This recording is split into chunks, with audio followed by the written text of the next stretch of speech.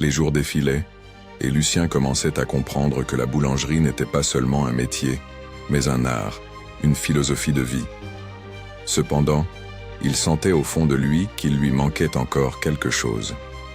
Chaque matin, il observait Pierre préparer la pâte avec cette sérénité et cette précision qu'il admirait tant. Il voulait atteindre ce même niveau de maîtrise, mais il sentait qu'un détail lui échappait encore.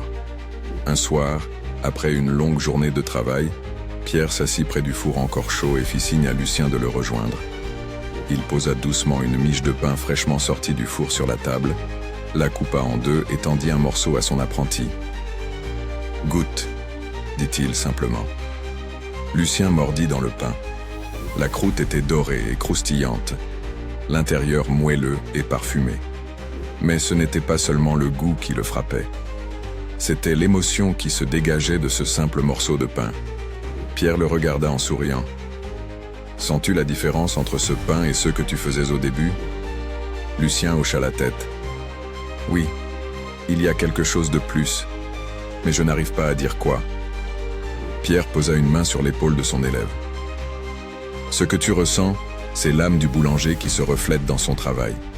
Ce n'est pas une question d'ingrédients ou de technique.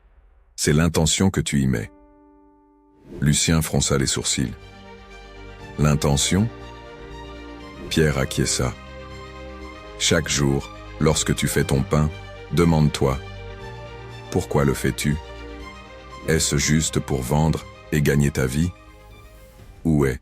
Pierre se leva et s'approcha d'un vieux carnet posé sur une étagère. Il le feuilleta doucement, puis en sortit une page jaunie par le temps. « Ceci est une lettre de mon maître, celui qui m'a appris tout ce que je sais. » Lucien prit délicatement la feuille et lut les mots écrits à la main. Un boulanger ne se contente pas de mélanger de la farine et de l'eau. Il façonne avec ses mains, mais aussi avec son cœur. Chaque pain raconte une histoire. Chaque bouchée doit être une invitation à ressentir la vie. N'oublie jamais que ce que tu donnes aux autres, tu le reçois en retour. Lucien sentit un frisson lui parcourir l'échine. Ces mots résonnaient en lui d'une manière qu'il ne pouvait expliquer. « Maintenant, dit Pierre en souriant, tu commences à comprendre le véritable secret. » Cette nuit-là, Lucien ne put fermer l'œil. Il repensait à tout ce qu'il avait appris, à tout ce que Pierre lui avait transmis. Il se rendait compte que la boulangerie était bien plus qu'un simple métier. C'était un don, un acte de partage, une manière de laisser une empreinte invisible dans la vie des autres. Il se promit alors que, dès le lendemain, il ne ferait plus jamais du pain de la même manière.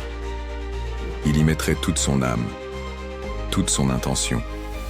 Il voulait que chaque personne qui goûterait son pain ressente cette chaleur, cet amour invisible qui se cachait dans chaque miche.